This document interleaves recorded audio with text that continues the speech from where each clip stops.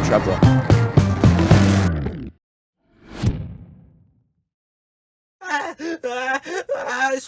I swear, I didn't use those illegal building techniques. It was all Adam, not me, I swear. What are you talking about? All we want is for you to present your simple little documentary about the creativity in the Lego community. Is that it? Well, unlucky for you, mate.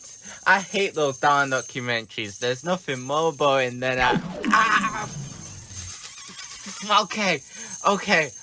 For you, I'll make an exception. That's what we like to hear.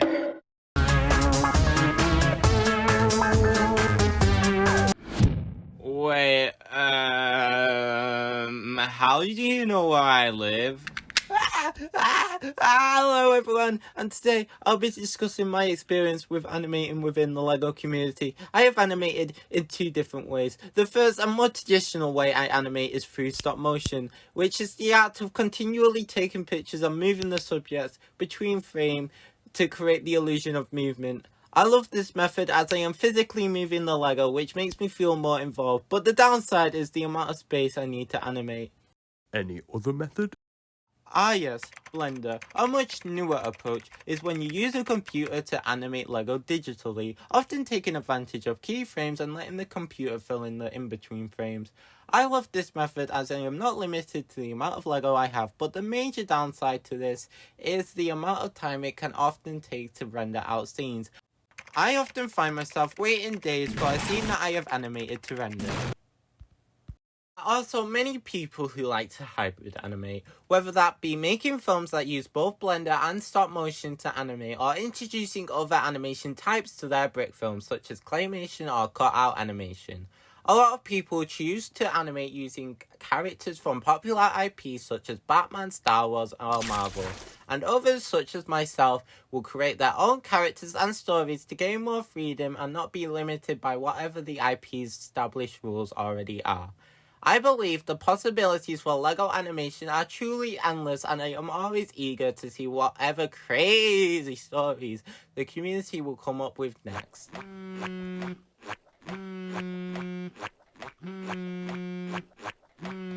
Hi Jazz, I always wondered what voice acting for my videos is like from your point of view.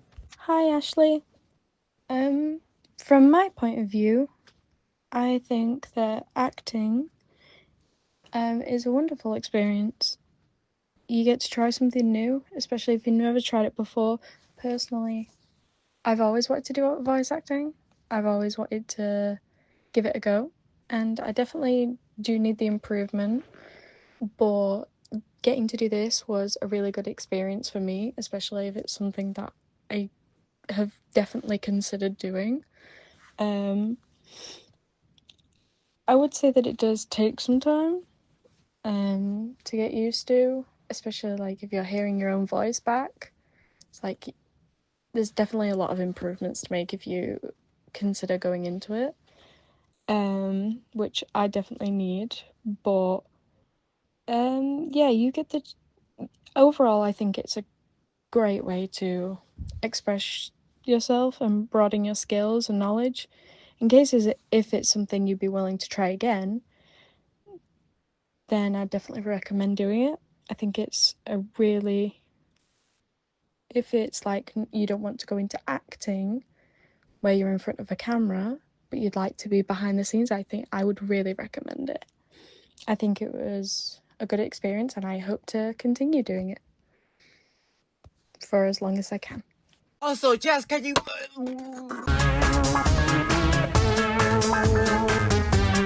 Mock building? I'm Ashley animate stuff, not Ashley mocks building stuff. I don't know anything about that. Good job we have someone who actually knows what they're talking about. Oh, hi Girl Puffin, would you like to talk about mock building for us? Sure thing. So MOC, or MOC, stands for My Own Creation, and that's the phrase the LEGO community uses for when we build our own original designs.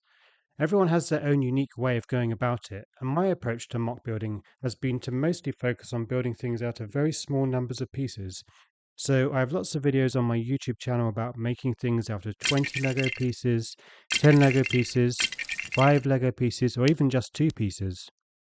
When it comes to making something really tiny with such tight limitations on the piece count, it makes me focus on what the essence is of the item that I'm building.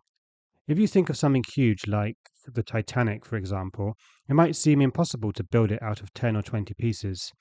But if you consider the essence of it, there are only around 4 essential features. It must have a long hull, which is red on the lower half and black on the upper half. Above that, it must be white, and there must be 4 yellow funnels. So it's actually quite simple. Once you figure out the essence of what you're trying to build, then it's like a puzzle to solve on how to get that done within the piece count that you've chosen for the video, how to get the right shapes, the right connections, and keeping things in proportion. That's the appeal of it for me, the satisfaction of cracking those puzzles, like could I create the Death Star out of exactly 10 pieces, and coming up with those solutions in creative ways. And there's something quite magical about making models in microscale as well. Somehow you can capture the personality of something huge, even of vast landscapes or huge machines or spaceships, but they're actually tiny.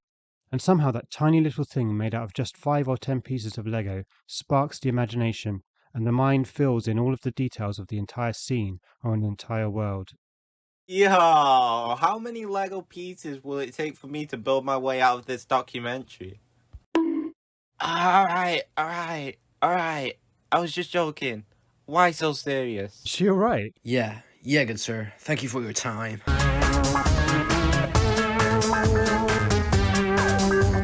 Okay, so my extremely polite assistants have told me that you like to paint with Lego. Would you like to tell us a little bit more about that? Well, absolutely. This is Minifigure Customization. It's the process in which people will modify a minifigure to their liking. Now, this can be done to varying degrees. There are purists who will only use official parts and will use parts from different minifigures and sets to create what they need, who do not want to alter the original piece or damage its quality. There are hybrids who will use external things like tape, cloth, and custom printed parts and molded parts from other companies like Firestar Toys or Grand Pumpkin Customs to spice up their minifigure and make something more accurate from what they can do with using only official parts.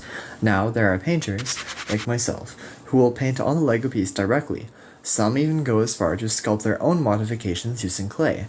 Minifigure customization is a key part to the community and is practiced by thousands of people all around the world.